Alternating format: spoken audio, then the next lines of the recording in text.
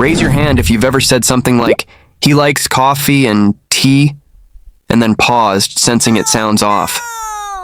Or struggled to avoid repeating the car 5 times in one sentence. Today we're fixing that. Imagine speaking English where your sentences flow effortlessly.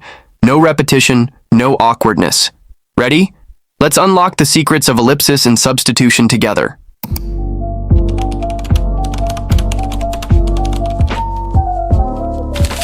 Welcome to Relaxing English with Phanit.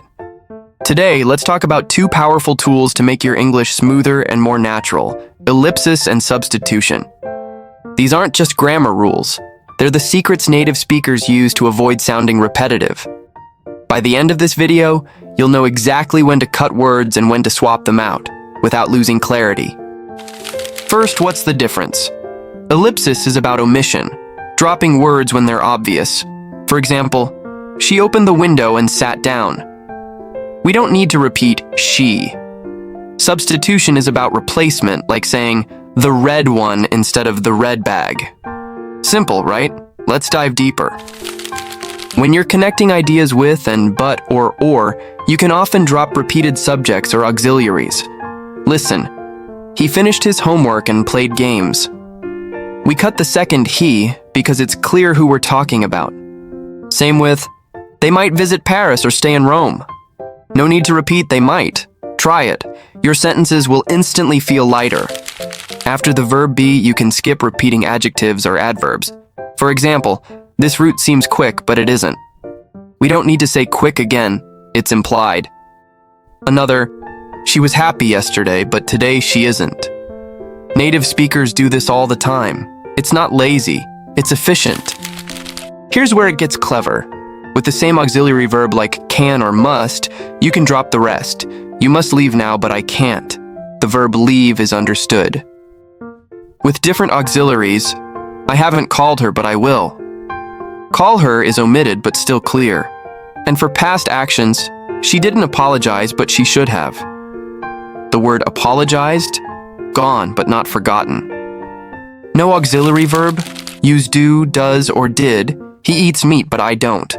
The verb eat is implied. With infinitives, just keep 2. I won't attend, but I'd love to.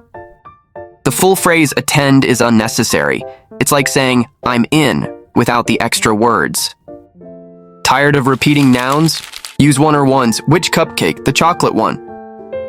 These shoes are dirty. Wear the black ones. It's like pointing without saying the word again. Easy peasy. For actions, replace whole verb phrases with do so. He promised to pay and he did so immediately. Did so means paid. It's formal but super useful in writing. In conditionals, shorten clauses with if so or if not. Are you tired? If so, rest now. Is the package here? If not, call the office. It's like a shortcut for if that's the case. Saves time, sounds professional. With verbs like think, hope, or believe, use so or not to avoid repetition. Is it raining? I believe so. Will they agree? Probably not. It's the English version of a thumbs up or thumbs down. Agreeing with someone? Mirror them with so or neither. I love jazz. So do I. She hasn't arrived. Neither has he. No need to rephrase. Just match the structure. Watch out for these pitfalls. Over-omitting, she likes tea and coffee. Oops, missing likes. Wrong substitution, I need new ones, shoes. Nope, just new shoes or the ones. And incorrect agreement, I don't swim. So do I. Yikes, it's neither do I. Small fixes, big difference. Your turn. 1. Rewrite this. We can go by train or we can drive. Fill in. Keep this pen or use the blue. Paulette, fix this. He was angry, but she wasn't angry. Pause and try these. Let's check the answer key together. 1. We can go by train or drive. 2. Keep this pen or use the blue one. 3. He was angry, but she wasn't. Did you get it right? Drop a comment below. I'd love to hear from you. Quick tips. Ellipsis is great for chats. Avoid it in formal reports. With substitution, double-check that one or so matches the original word. Now go forth and cut the clutter. Your English will sound sharper, smarter, and more native-like. Ready to try it in real life? And that's a wrap. You're now armed with the tools to make your English cleaner, sharper, and more natural. Remember, great communication isn't about saying more, it's about saying just enough. So go ahead, trim the fat, swap the repeats, and watch your confidence grow. Thanks for joining me on this grammar adventure.